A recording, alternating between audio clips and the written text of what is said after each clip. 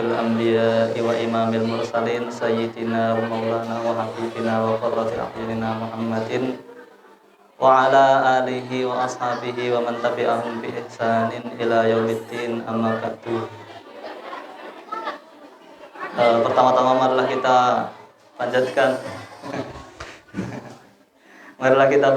puja dan puji syukur kita atas kehadirat Allah Subhanahu wa taala, yang mana dengan nikmatnya kita diberikan keimanan serta hidayah sehingga kita dapat berangkat ke sekolah. Alhamdulillah Pak Hamid. Alhamdulillah. Salawat serta salam tak lupa kita haturkan kepada qudwah hasanah kita, Nabi Muhammad sallallahu alaihi wasallam. Oh, apa? Perkenalan ya? Ya, kenalan. Bismillahirrahmanirrahim. Nama saya apa? Nama saya siapa yang udah kenal?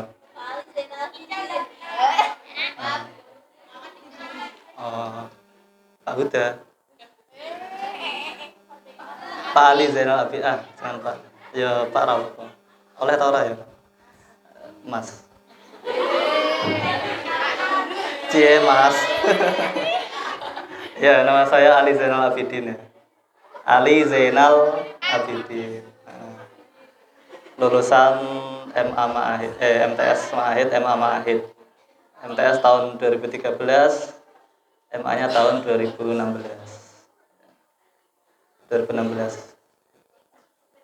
Kemudian saya memilih untuk kesasar untuk mencari tujuan hidup. Saya memilih untuk kesasar di Sudan. Alhamdulillah kesasar selama 6 tahun. Alhamdulillah tidak menemukan jalan pulang sampai 6 tahun. Ya. Seharusnya saya itu mikir dulu itu 4 tahun paling lulus. 4 tahun selesai. Oh ternyata saya diberikan takdir 6 tahun baru selesai, baru lulus, baru bisa pulang. Ya, itu juga dengan usaha ya. Pulang aja butuh usaha. Mangkat kare mangkat mulai butuh usaha. Ya. Itu terus ada yang mau ditanyakan? Apa? Status saya jomblo. Apa? Apalagi? Spill calon. Wah sulit ya. Sulit apa? Nggak boleh spill-spillan Mbak. Nggak boleh. Ada lagi yang lain yang bertanya aja Mbak. Ya Pak Allah. Oh ya, saya jurusan syariah dan hukum. Ya.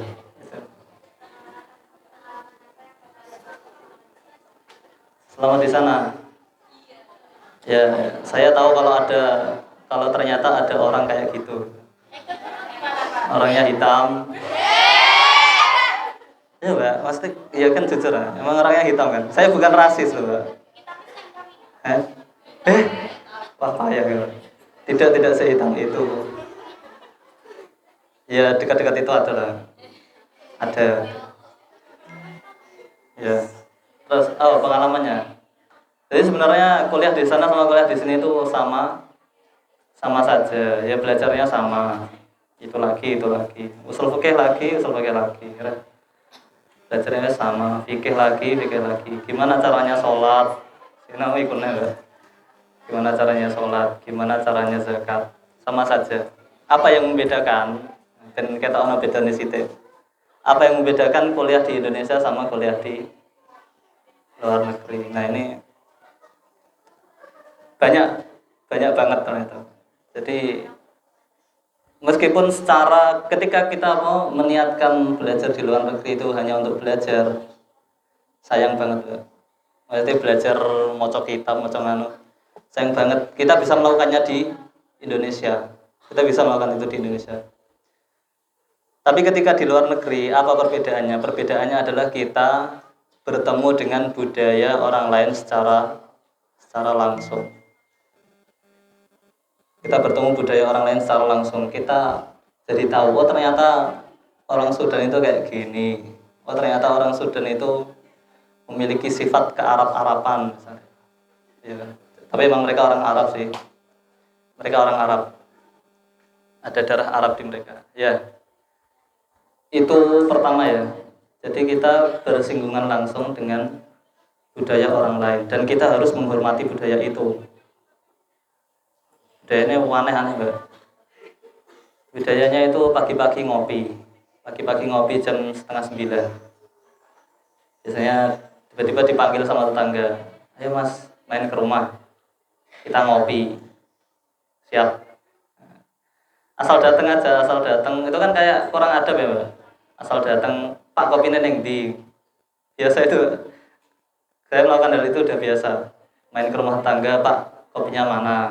Nanti dikasih kopi sama ngobrol-ngobrol ngalor itu nggak apa-apa Mbak. Di sana itu boleh. Di Indonesia gimana Mbak?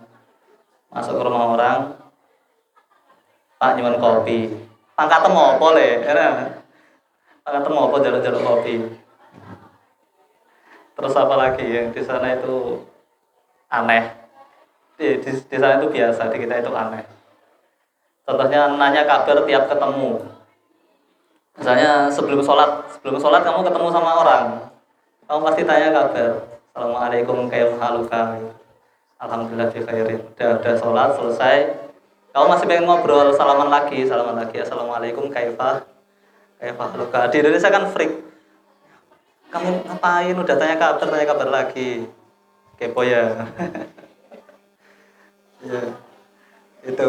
Nah itu persinggungan tradisi. Oh ya, terus di sana itu fikihnya pakai fikih Maliki. Maksudnya secara umum negara Sudan itu fikihnya fikih Maliki, sehingga mereka itu budayanya terbentuk dari fikih Maliki. Kalau di Indonesia kan fikihnya fikih Syafi'i, ya. Fikihnya fikih Syafi'i, budayanya terbentuk oleh fikih Syafi'i. Apa bedanya fikih Maliki dan fikih Syafi'i? Fikih Maliki itu kalau sholat nggak sedekap.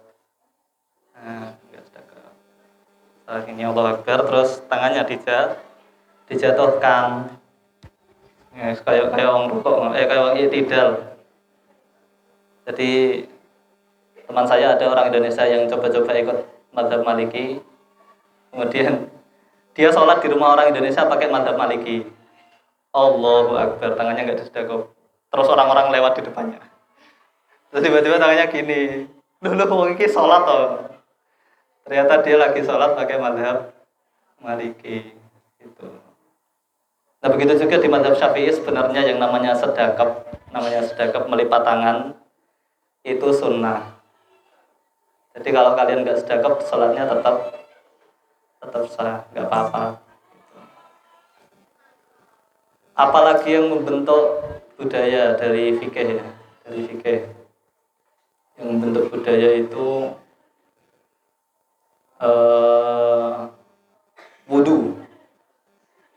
wudunya orang sana itu hemat air. Tapi sebenarnya menurut mazhab 4 yang namanya hemat air itu wajib. Hemat air itu wajib. Berlebih-lebihan dalam memakai air itu dosa. Nah akhirnya mereka itu kalau menerapkan hadis Nabi itu benar-benar menerapkan ya seadanya gitu.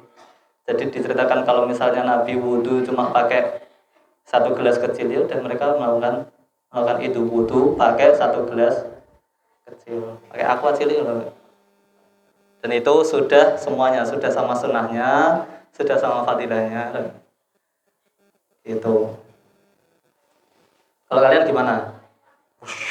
Banyak debu antar langsung kayak wong adus, kayak wong adus. Nah, begitu juga mandi besar. Mandi besar juga gitu, Mbak. Orang Sudan itu kalau mandi besar airnya seadanya. Biasanya satu ibrik itu sekitar 3 gayung, Mbak. 3 gayung itu mereka sudah mandi besar.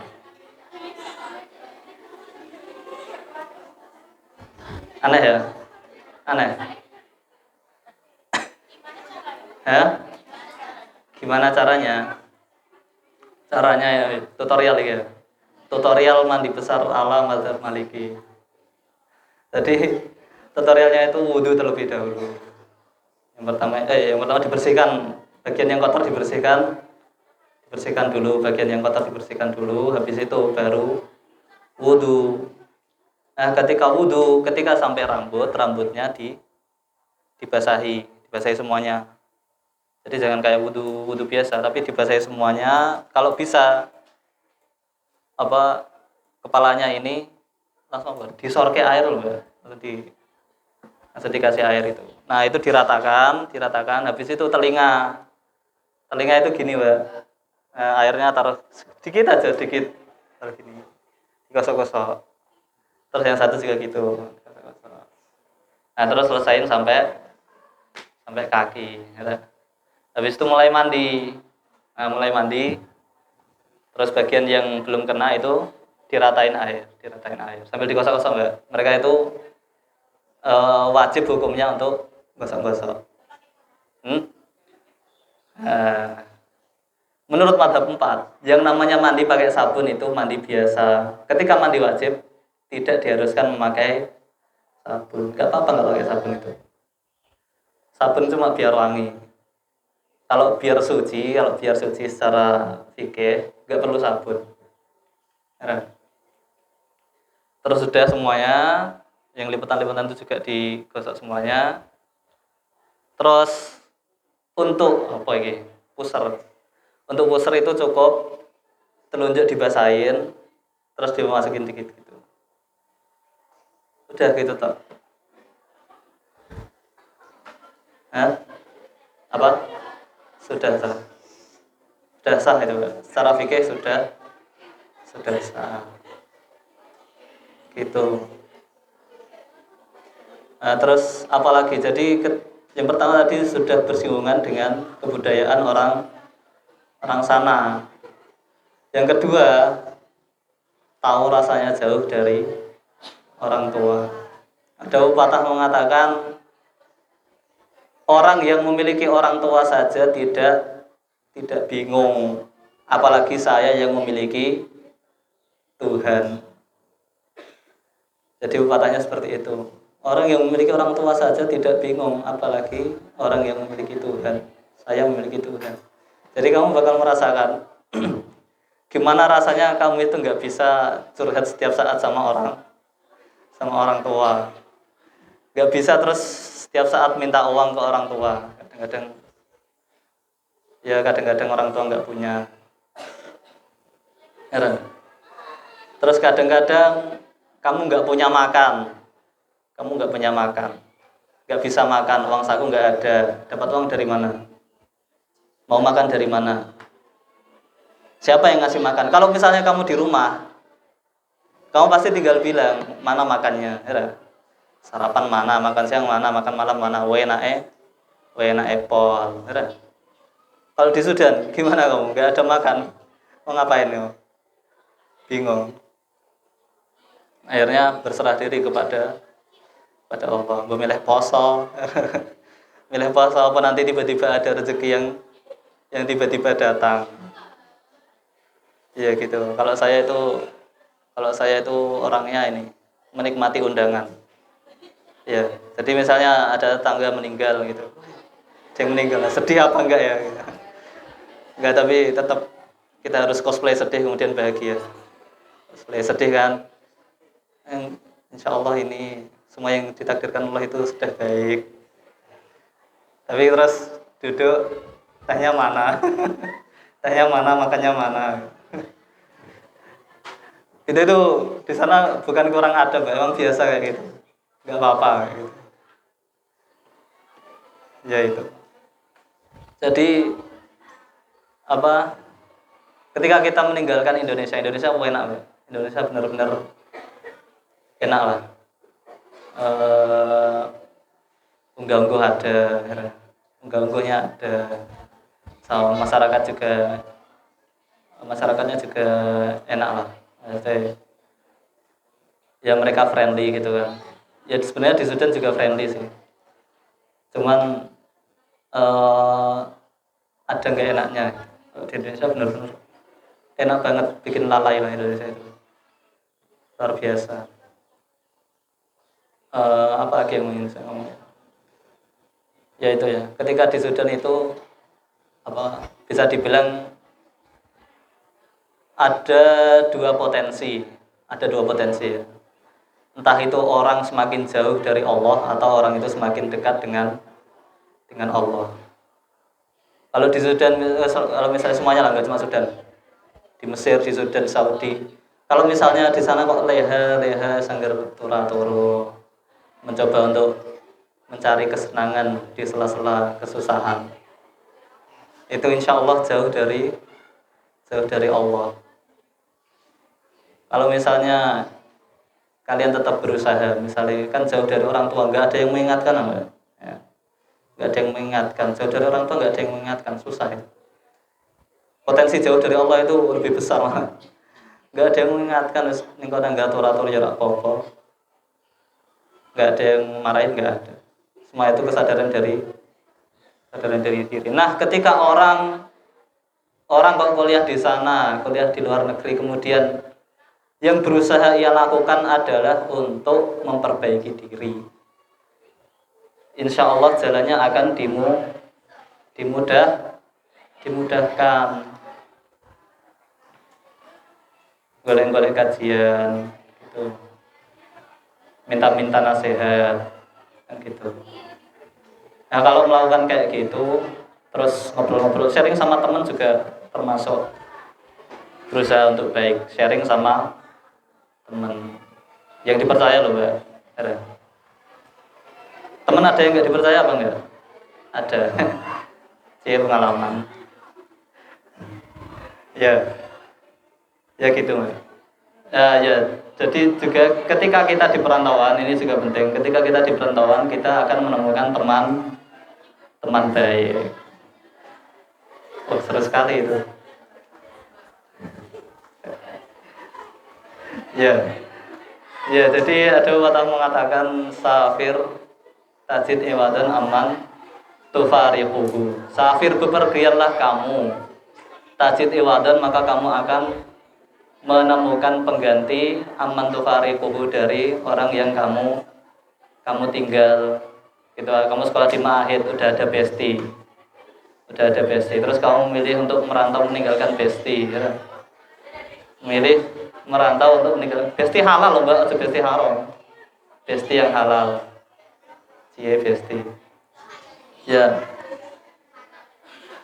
Jadi kalau misalnya kamu sekarang punya bestie di Ma'ahid, terus kamu memilih untuk meninggalkan bestimu, kamu akan menemukan bestie yang baru, bestie halal.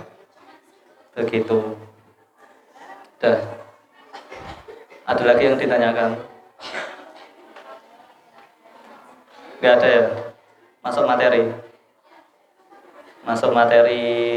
Jadi materinya hari ini apa ya? Tafsir ya hari ini. Tafsir. Ya. Siapa yang hafalannya udah selesai? Yang 15, yang 20. Malu. Enggak, Mbak, bukan sombong di sini. Saya tidak menganggap sombong. Angkat tangan aja, 20 juz. Enggak ada 20 juz. Ada, Masya Allah, tabarakallah. Ya, jadi tafsir. Jadi ini ya, keunggulan orang menghafal Al-Quran, keunggulan orang yang selalu dekat dengan Al-Quran itu apa? Keunggulannya? Keunggulannya adalah ia selalu merasa diawasi oleh Allah, meskipun hanya satu ayat Meskipun cuma hafal satu ayat tapi bulan ini terus. Bulan terus misalnya Anas, kalau a'udzu birabbin nas, kalau a'udzu birabbin nas. Terus kamu angen-angen setiap kamu jalan kamu pikir-pikir kalau a'udzu birabbin nas, kalau a'udzu birabbin nas, kalau a'udzu birabbin nas.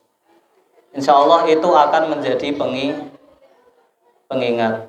Jadi sebenarnya tidak masalah menghafal berapa saja, tapi ketika kita berhasil untuk mentadabburi ayat tersebut, maka insya Allah kita akan mendapatkan faedahnya. Tapi jangan terus alah lek ngono ora usah ngapal Al-Qur'an, enggak gitu. Tapi ketika kita semakin banyak menghafal ayat, maka semakin banyak ayat yang akan mengingatkan kita. Ya, begitu. Ya alhamdulillah. Jadi yang akan dibahas hari ini insya Allah itu ma'iyatullah. Jadi ma'iyatullah artinya apa ma'iyatullah? Kebersamaan dengan Allah. Jadi Allah berfirman, a'udzubillahi minasyaitonirrajim, wa huwa ma'akum aynama kuntum. Terus juga Rasulullah bersabda gimana? Allahumma antas sahibu fis safar wal khalifatu fil ahl. Wahai Allah, engkaulah teman dalam perjalanan, wal khalifatu fil ahl, dan pengurus dalam keluarga, wal khalifatu fil ahl. Terus juga Allah berfirman apa? Innallaha ma'as sabirin.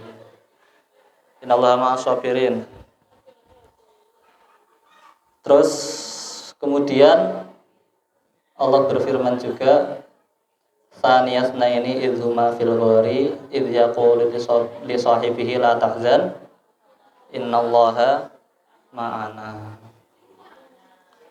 Nah, jadi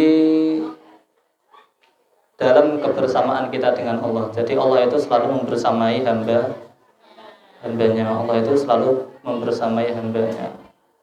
Secara umum Allah membersamai hambanya itu seperti yang difirmankan Allah, wa huwa ma'akum aynama kuntum. Allah itu bersama kalian di mana saja kalian berada. Itu yang pertama. Jadi secara umum Allah membersamai hambanya itu seperti itu. Wa huwa ma'akum aynama kuntum. Allah itu selalu bersama Anda, selalu mengawasi Anda. Kemudian naik ke level berikutnya Allah berfirman, innallaha ma'as sabirin. Ayat B. Ya ayyuhalladzina amanu ista'inu bis sabri was shalah innallaha ma'as sabirin. Nah, Allah bersama hamba-hambanya yang sabar. Terus kemudian ada juga anallaha ma'al muttaqin sama innallaha la ma'al muhsinin. Ya, jadi ketika orang-orang bersabar, ketika orang-orang bertakwa, ketika orang-orang itu berbuat baik, maka Allah akan bersama dengannya. Apakah membersamainya Allah kepada orang yang pertama, semua orang di dunia ini, sama membersamainya Allah kepada orang yang sabar itu sama atau berbeda? Berbeda kan? Berbeda. Jadi secara umum memang Allah bersama kita, tapi Allah akan lebih bersama kita ketika kita bersabar, ketika kita bertakwa pula. Allah apa ma'iyatullah. Jadi membersamainya Allah kepada kita itu semakin kuat. Nah, itu dua tingkat. Tingkat yang ketiga itu apa? Tingkat yang ketiga Allah adalah membersamainya Allah kepada Nabi Muhammad. Jadi yang ini kita sulit, kita nggak bisa mencapai itu. Tapi untuk yang 1 sama 2 tadi, Allah bersamai kita secara umum, wa huwa ma'akum aynama kuntum, sama Allah membersamai kita dalam keadaan tertentu. Nah, itu masih bisa kita ikhtiarkan, masih bisa kita usahakan. Nah, untuk yang ketiga ini sulit. Jadi kita tidak sampai itu nggak apa-apa, tapi kita tetap harus berusaha untuk sampai level itu. Apa level itu? Level itu adalah yang tadi Nabi tanya ini ilmu fil ghari idh yaqulu li sahibihi la tahzan innallaha ma'ana. Nah, gitu. Apa perbedaan dari tiga membersamanya Allah, tiga kebersamaan bersama Allah tersebut? Nah, yang pertama adalah Allah membersamai manusia secara umum. Jadi kita semua ini sekarang ini sedang diawasi oleh Allah, sedang dibersamai. Jadi jangan merasa jauh ya, dekat. Allah itu dekat. Allah itu sedang bersama kita. Jadi ada beberapa konsekuensi ketika kita ketika kita menyadari, ketika kita berusaha untuk menyadari ayat ini, wa huwa ma'akum aina ma kuntum. Apa? Jadi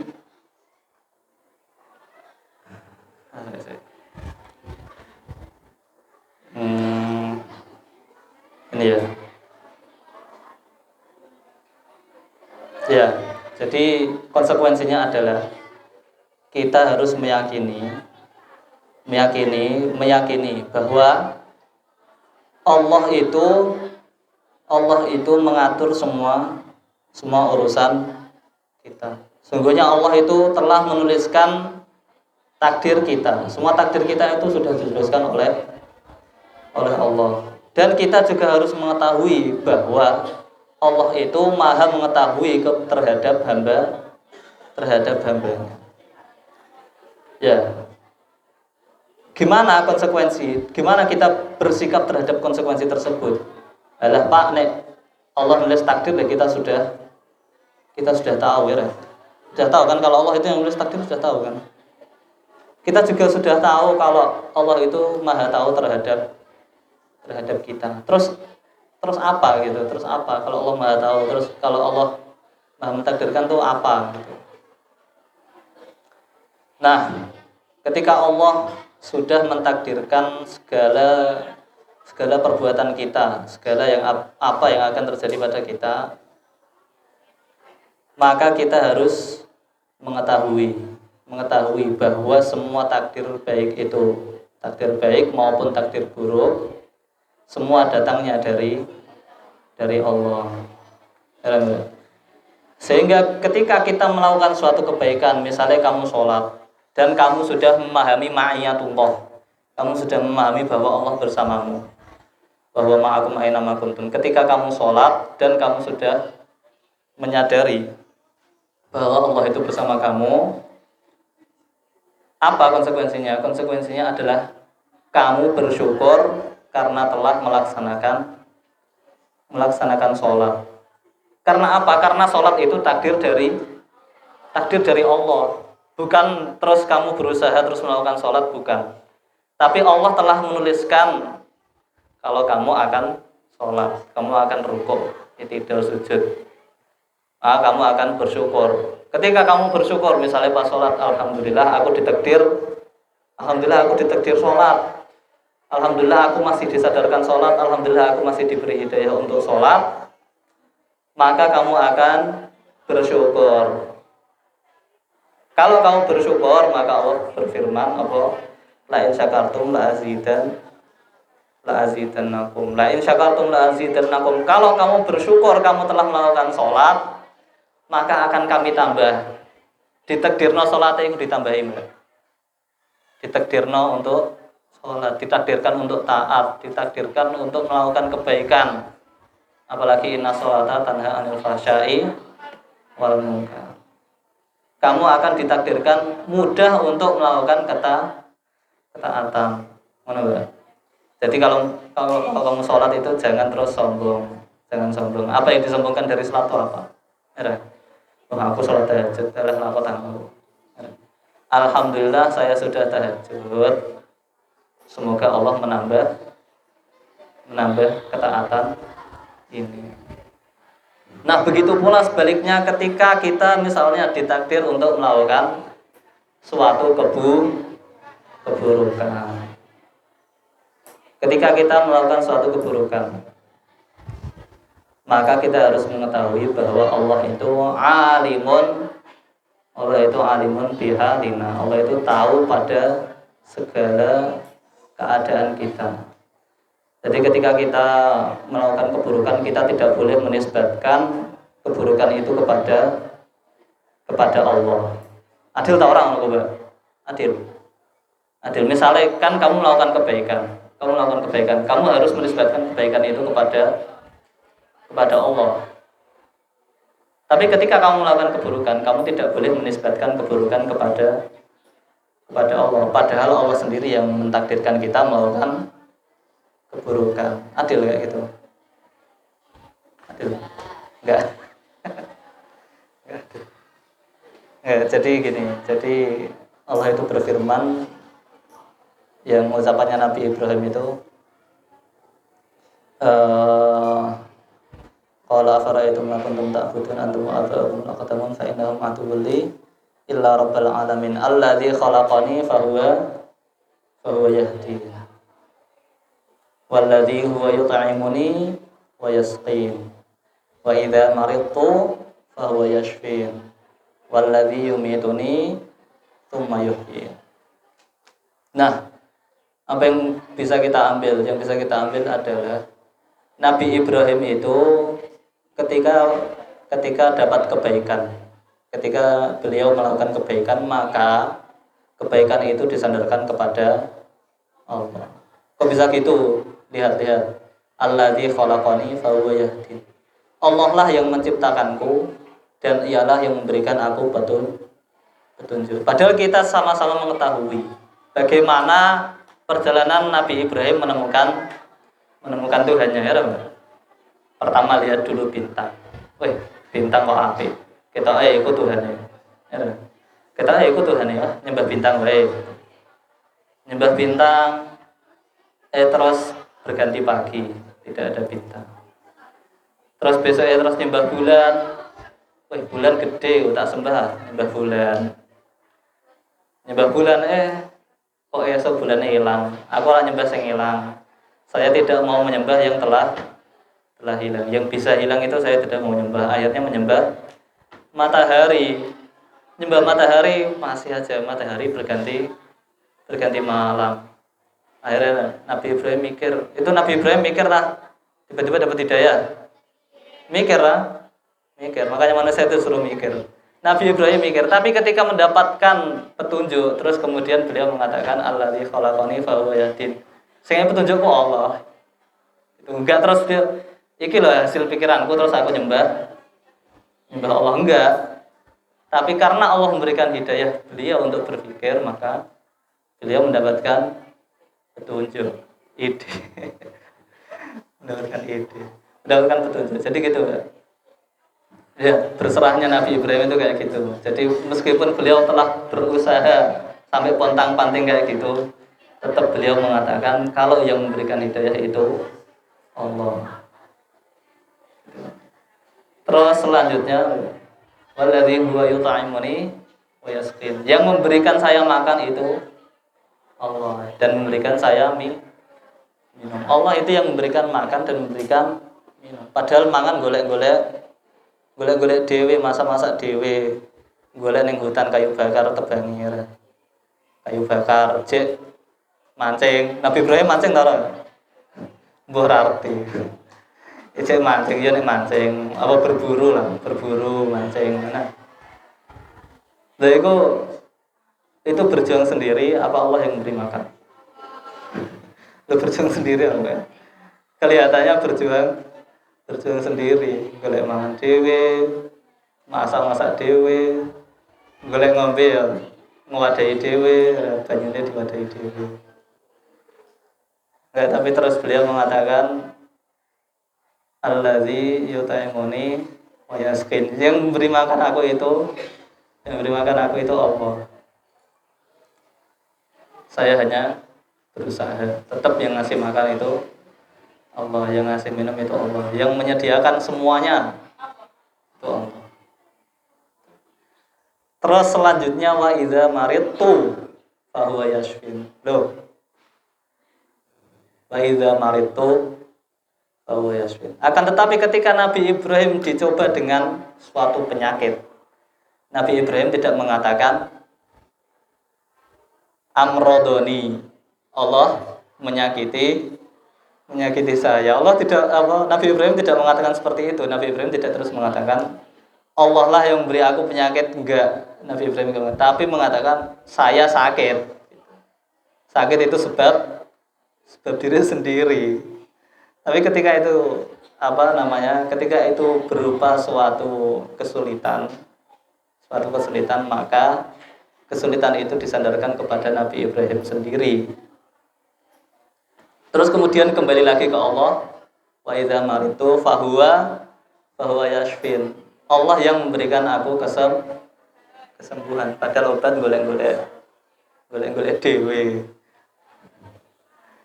Ya gitu. Itu ya. Kita belajar dari Nabi Ibrahim. Ketika kita melakukan suatu kebaikan, maka kita harus bersyukur kepada Allah yang telah memberikan kebaikan, dan ketika kita melakukan keburukan, maka kita harus menyalahkan diri sendiri.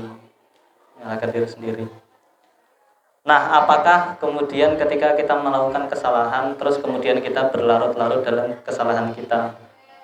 Tidak. Secara syariat kita sudah diajari, ketika kita melakukan keburukan kita harus bertaubat. Kita harus bertobat, kembali kepada Allah, berjanji tidak mengulangi. Kemudian segera untuk move on. Segera untuk move on, berpindah dari keadaan kita yang menyalahkan diri menuju untuk menerima takdir. Jadi meskipun awalnya kita menyalahkan diri sendiri, aduh, aku kok ngelakoni ngene, kita memuasabai diri kita harus segera beranjak, kita harus mengetahui bahwa semua itu takdir Allah, dan segala yang Allah takdirkan kepada kita itu insya Allah pasti baik. Gitu, Mbak. Dan Nabi itu bersabda gini, ajaban li amril mu'min inna amrohu kullahu lahum khairun. Jadi Nabi itu bersabda, sungguh saya itu takjub dengan keadaan orang Islam. Orang yang beriman itu Nabi takjub. Kenapa Nabi takjub? Karena semua takdir, semua keadaan orang Islam itu pasti baik buat dirinya sendiri, itu pasti baik. Entah itu ditakdir jelek, misalnya takdir miskin. Orang Islam ditakdir miskin, baik apa buruk? Baik, tetap baik kan? Tetap baik meskipun kelihatannya buruk. Wis mangan ra iso, tuh kelambi susah. Susah apa gampang itu? Susah, tapi tetap baik. Gimana baiknya? Baiknya apa? Masuk surga tanpa dihisab. Enak tak enak ya? Mesti enak ya. Tapi orang kosor orang ya. Tapi nek ditakdir sugih, kan semua takdir orang Islam itu pasti baik. Kalau orang Islam ditakdir kaya, misalnya ditakdir kaya, pasti baik. Baik apa buruk? Baik. Apa baiknya? Bisa sedekah, bangun sekolah, ini mahir, asik. Bangun sekolah, enteng. Itu piro Pak? 1 miliar. Oh ya ada. Iku nek sugih ngono, nek sugih seperti itu. Kalau kaya seperti itu. Baik apa buruk? Pasti pasti baik. Gitu. Nek sugih medit ya, Mbak. Buruk. Sugih medit buruk. Ya, ya gitu. Terus apalagi?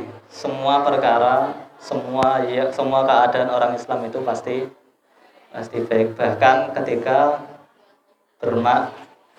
bermaksiat. Ini penting ini. Ketika orang Islam bermaksiat, baik apa buruk? Ya, buruk. Ya maksiatnya itu pasti buruk. Tapi setelah maksiat, namanya orang Islam setelah maksiat pasti tobat. Sedangkan Allah itu innallaha yuhibbut tawwabina wa yuhibbul mutatahhirin. Orang bermaksiat kemudian ia bertobat, itu naik derajatnya nggak tanggung-tanggung, langsung jadi habibullah, langsung munggah, Pak. Langsung jadi kasihnya Allah. Enak ada di orang Islam. Enak. Enak jadi orang Islam, Pak. Enak. Alhamdulillah kita dilahirkan di keluarga yang Islam. Pernah membayangkan lahir di keluarga Korea misalnya, Korsel, NCT. Kita yang orangnya ganteng-ganteng, orangnya ayu-ayu. Enak tak orang misalnya dilahirkan di Korsel, keluarga non Muslim, sekuler, tidak paham agama. Nanti daripada lahir di Korsel karo lahir terus jadi wong kudus. Enak Korsel, siapa sih ngomong enak Korsel? Korea ya. Apalagi Korea Utara misalnya. Korea Utara, waduh komunis, Ramudeng pangeran, tidak paham konsep Tuhan. Kan bersyukur, Mbak. Bersyukur apa enggak? Bersyukur. Ya kita itu harus sering-sering untuk mempelajari takdir kita. Mulai dari lahir di keluarga Islam, alhamdulillah wis kere-kere ra apa-apa, penting Islam. Mergane wong Islam iku mesti ditakdir bagus, ditakdir apik, alhamdulillah. Nah itu kita mengetahui bahwa Allah itu memiliki kuasa terhadap kita, bahwa Allah itu mengetahui terhadap semua yang kita lakukan, sehingga akan menumbuhkan ketakwaan dan menumbuhkan rasa takut, dan kita akan semakin berusaha untuk menambahkan ketakwaan itu dan rasa takut itu. Nah, itu yang pertama. Terus yang kedua adalah yang innallaha ma'as sabirin, terus innallaha ma'al muttaqin. Maka orang yang kedua ini, ketika orang dalam keadaan sabar, ketika orang dalam keadaan takwa, ini daim ya, maksudnya daim itu selalu bersabar terhadap segala sesuatu. Entah itu sabar terhadap kenikmatan, pokoknya sabar terus. Enggak harus terus dapat cobaan baru sabar, enggak. Tapi bahkan dalam kenikmatan pun terus bersabar. Nah, orang yang seperti ini itu akan mengetahui kalau Allah itu bersama dia dan selalu memberikan kasih sayang. Allah selalu memberikan kasih sayangnya, Allah selalu memberikan kelembutannya. Nah gitu. Nah, sehingga orang itu akan semakin tomak dalam keadaan tersebut. Orang itu akan semakin tomak untuk bersabar. Tomak. Ngene iki kesane ngarep. Tamak. Orang itu akan semakin tamak untuk bersabar. Tamak untuk bersabar ku piye? Tamak untuk bersabar. Wis opo ae tetep alhamdulillah biji elek, alhamdulillah. Kejebur kalen, alhamdulillah. Udan alhamdulillah. Udan deras tetap alhamdulillah. Gitu, Mbak. Jadi orang itu akan semakin tamak. Karena apa? Karena dia tahu semakin dia bersabar, Allah akan semakin sayang kepada makin sayang kepada dia. Gitu. Nah ini apa ya? Cerita dikit. Jadi ada guru saya di Sudan, guru saya. Jadi beliau itu aslinya Suriah. Aslinya Suriah. Terus beliau itu ditendang dari Suriah. Ditendang. Karena ketika itu Suriah lagi marak namanya apa ya? Pembersihan Ikhwanul Muslimin. Jadi Ikhwanul Muslimin itu pergerakan politik ya, pergerakan politik Islam di Timur Tengah. Di Mesir ada, di Suriah ada, di mana? Azerbaijan, Algeria. Di Algeria juga ada. Nah, ketika tahun segitu itu ada pembersihan Ikhwanul Muslimin. Jadi semua yang berbau Ikhwanul Muslimin itu dikeluarkan dari negara Suriah. Terus apa yang beliau lakukan? Beliau itu bepergian ke Saudi. Ke Saudi, pindah lagi ke Turki pindah lagi ke Yaman, pindah lagi, akhirnya beliau sampai di Jordania.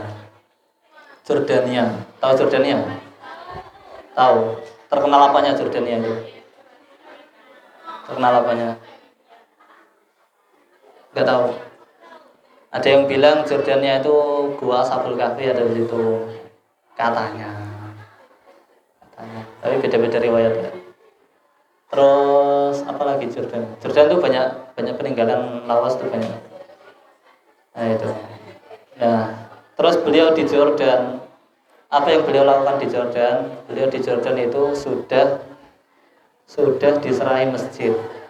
Makanya disuruh ngurusi masjid, imam di situ. Terus khutbah Jumat. Terus dikasih rumah di situ. Pokoknya beliau itu sudah dalam keadaan yang mapan, bertahun-tahun di Jordan. Nah, dalam keadaan seperti itu beliau itu masih diuji oleh Allah Subhanahu wa taala, masih diuji. Beliau itu diuji oleh fitnah ya. Beliau itu fitnah kabar burung yang menyatakan kalau beliau itu punya pergerakan politik di Jordan. Jordan itu bentuk negaranya apa enggak? Ada yang tahu? Jordan itu bentuk negaranya kerajaan.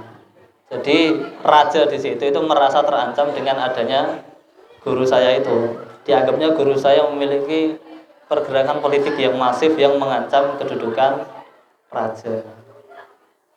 Nah, akhirnya karena sebab itu beliau diasingkan, tidak boleh lagi tinggal di Jordan. Beliau itu istrinya 1, anaknya 9. Diusir dari Jordan dalam keadaan yang paling enak. Masjid ada, rumah ada, harta tercukupi, diusir. Apa yang beliau lakukan? Beliau ngajak istri sama anaknya, diajak, ayo ikut aku yuk, kita pergi dari Jordan. Jordan sudah tidak menerima kita harus pergi. Insya Allah saya memilih Sudan. Guru saya milih Sudan. Nah, tahu Sudan yang dipilih sama guru saya, langsung istrinya sama anaknya itu nggak mau ikut ke Sudan. Ngapain ke Sudan? Ada apa di situ? Enak di Jordan. Ekonomi aman, rumah ada. Ngapain ke Sudan? Sudan nggak ada apa-apa. Susah hidup di sana. Ngapain? Tapi beliau tetap enggak. Jordan ini sudah tidak bersahabat dengan kita. Kita harus segera meninggalkan Jordan. Kalau kamu nggak mau, ya udah aku pergi sendiri. Akhirnya beliau pergi sendiri, ninggal anak istri. Sampai akhirnya beliau bercerita kepada saya itu dalam keadaan susah. Istri saya sama anak saya tak ajak ke Sudan itu nggak mau. Aku sedih. Tapi aku tahu ketika aku bersabar maka Allah akan meningkatkan derajatku. Hamba yang dicintai oleh Allah pasti akan diuji oleh Pasti akan diuji oleh Allah. Seperti siapa? Seperti Nabi Ibrahim. Nabi Ibrahim itu julukannya apa? Kekasih Allah, Khalilullah. Nabi Ibrahim itu Khalilullah. Tapi apa yang terjadi kepada Nabi Ibrahim? Allah berfirman, wa idzi btala Ibrahima rabbuhu.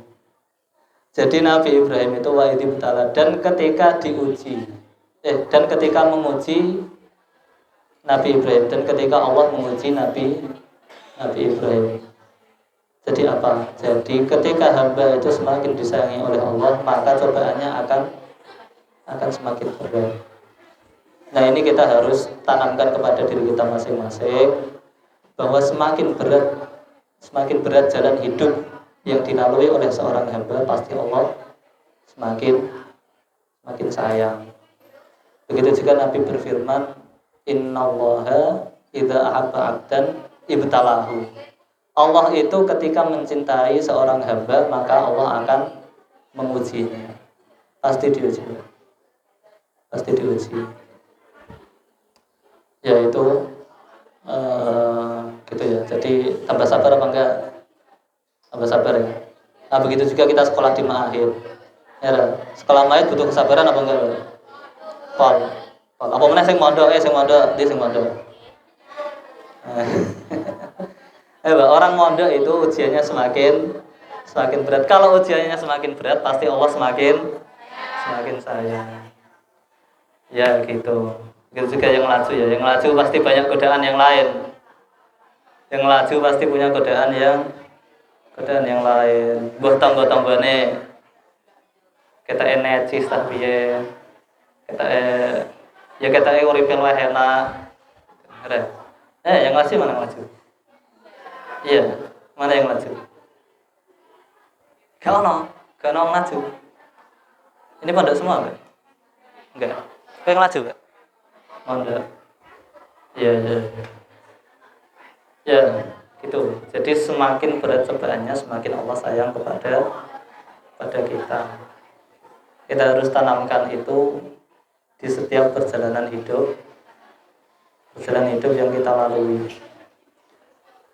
Hidup ini tentang berpikir. Jadi Allah itu berfirman, wa ma khalaqtul jinna wal insa illa liya'budun.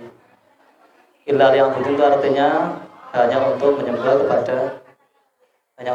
kepada Allah. Tapi Abdullah Ibnu Abbas itu menafsirkan tafsir dari ayat ini, wa ma khalaqtul jinna wal insa illa liya'budun. Liya'budun itu bisa diganti dengan liya'rifun. Jadi selain beribadah, kita harus semakin arif mengetahui. Kita harus semakin belajar. Jadi hidup ini hanya untuk belajar. Menurut Ibnu Abbas itu gitu. Hidup ini hanya untuk belajar. Dengan semakin kita belajar, kita akan semakin tahu terhadap Allah Subhanahu wa Ta'ala. Belajar ilmu apapun pasti akan menyampaikan kita kepada Allah. Tergantung niatmu. Ya, Mbak, niat itu harus diluruskan. Kamu belajar apa saja itu pasti sampai kepada Allah. Mau belajar agama, ya. Mau belajar IPA, TK, ujung-ujungnya itu pasti Allah. Bahkan ilmu yang buruk sekalipun, ilmu buruk apa? Contohnya ilmu sihir. Sihir itu elek HP. Elek, piye kok elek? Kenapa sihir kok elek? Kenapa kok sihir jelek? Karena sihir itu meminta tolong kepada setan. Sihir itu minta tolong kepada setan. Setan dijadikan sekutu. Loh, belajar ilmu sihir itu jelek kan? Tapi dalam riwayat dikatakan bahwa penyihir sekalipun, ketika penyihir tak sampai tingkat tertinggi dalam dunia sihir, tobatnya itu gampang. Tobatnya itu mudah. Contohnya penyihir di zaman Fir'aun. Ketika ketemu Nabi Musa, terus melihat Yang dilakukan Nabi Musa itu bukanlah sihir. Ini adalah kekuatan dari pencipta alam semesta. Nah, langsung apa yang langsung mereka lakukan? Mereka langsung bersujud, beriman langsung sujud. Apa ayatnya piye? Siapa sing ngerti ayatnya?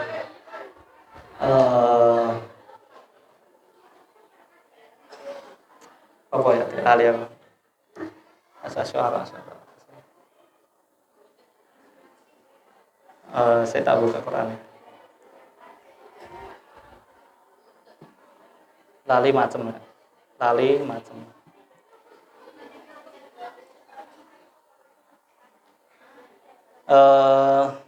Mana ya?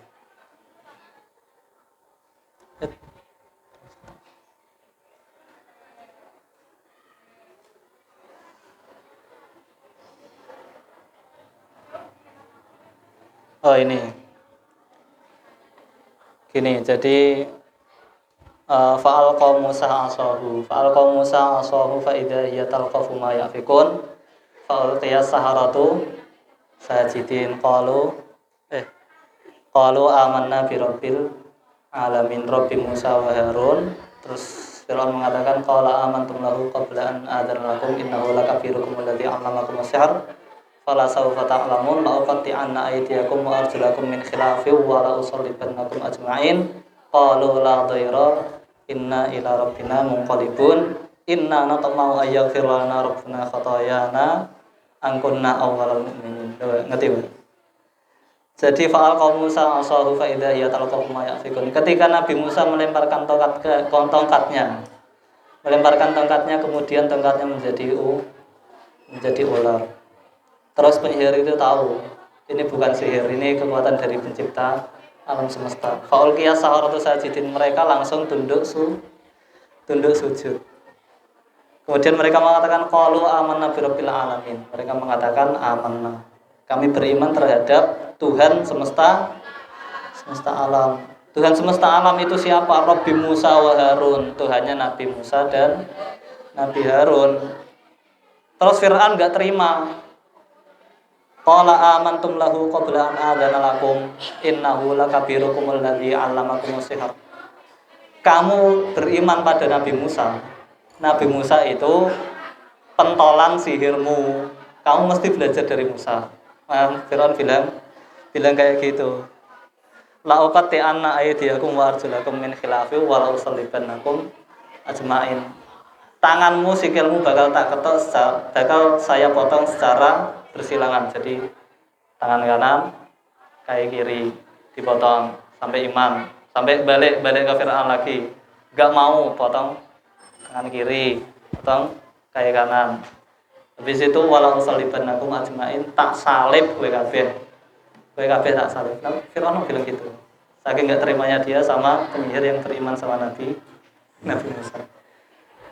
Nah, Fir'aun bilang gitu. Penyihir apa takut? Enggak takut. Mereka mengatakan apa? Qalu la dhaira inna ila rabbina munqalibun. Enggak apa-apa, itu tidak membuat kita takut. Kita itu akan menghadap kepada Allah, pada Tuhan. Terus mereka mengatakan inna natma'u ayyaghfir lana rabbuna khatayana. Kami ini tamak terhadap ampunan Allah atas segala apa yang kita lakukan. Dan semoga angkunna awal mukminin, kita menjadi orang-orang pertama yang beriman. Doa asalnya penyihir itu minta tolongnya pada setan, wis leha urip ning dunya nyembah setan. Ketika sudah dikasih tahu ayatnya, ketika sudah melihat tanda kebesaran Allah, mereka itu langsung sujud, langsung beriman, langsung tamak terhadap ampunan Allah. Sangat tahu. Langsung mereka itu imannya mengalahkan orang-orang yang emang beriman, yang memang mempercayai Nabi Musa. Mereka itu langsung imannya mengalahkan orang-orang yang sudah lebih dahulu beriman. Sangat tahu. Ya, jadi intinya apa? Intinya semua ilmu pasti menyampaikan kita kepada Allah, tergantung niat kita. Guru saya itu selalu mengingatkan, jujur kamu itu harus jujur terhadap niatmu, itu harus jujur. Kamu belajar harus jujur, pengennya apa, harus kamu cross check. Kamu pengennya apa, harus kamu perbaiki terus. Kepengenanmu itu harus diperbaiki. Nah begitu juga kalian belajar di ma'ahid harus selalu diperbaiki, ya Pak. Harus selalu di cross check niatmu itu apa, kepengenanmu itu apa. Kamu itu harus jujur sama Allah Subhanahu wa taala. Nabi itu bersabda, li sa'atun la yasauni fiha ghairu rabbi. Aku memiliki suatu saat, dalam suatu hari itu aku memiliki suatu saat, aku menyempatkan suatu saat yang dimana pada saat itu aku tidak membiarkan selain Allah ada dalam pikiranku. Jadi Nabi Muhammad itu menyempatkan waktu untuk bersendiri dan bermesraan dengan Allah Subhanahu wa taala. Nabi aja saat, kamu itu harus saaten, harus saat, harus banyak. Jangan cuma diartikan sekarang kan saat kan satu jam, ya. Kalian harus saaten atau enggak salah saat. Harus lebih banyak. Nabi Nabi 1 jam. Kalian harus lebih banyak. Begitu juga beristighfar. Nabi istighfar 1 hari berapa kali? 70, ya. 70. Kalian 70? Harus lebih banyak. Ya itu. Jadi intinya apa? Intinya kita harus semakin baik, semakin taat, semakin tamak dalam kebaikan. Yaitu sekiranya itu yang bisa saya sampaikan, kurang lebihnya mohon maaf. Allahumma fiq ila aqwamit thariq. Assalamualaikum warahmatullahi wabarakatuh. Waalaikumsalam warahmatullahi wabarakatuh.